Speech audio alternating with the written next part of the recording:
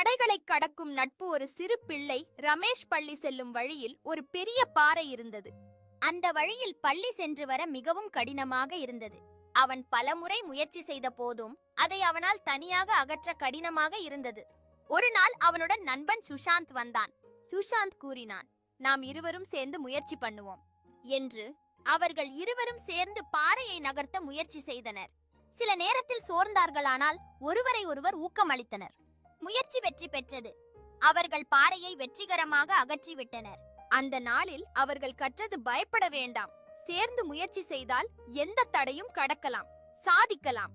இதிலிருந்து நாம் கற்பது என்னவென்றால், விடாமுயற்சி மற்றும் நண்பர்களின் ஆதரவு மூலம் நாம் எந்த தடையையும் கடக்கலாம். விதியை நிலைநிறுத்தும் உறுதி வெற்றி நிச்சயம். எந்த தடையையும் நண்பர்களின் ஆதரவு மற்றும் முயற்சியால் வெற்றி அடையலாம்.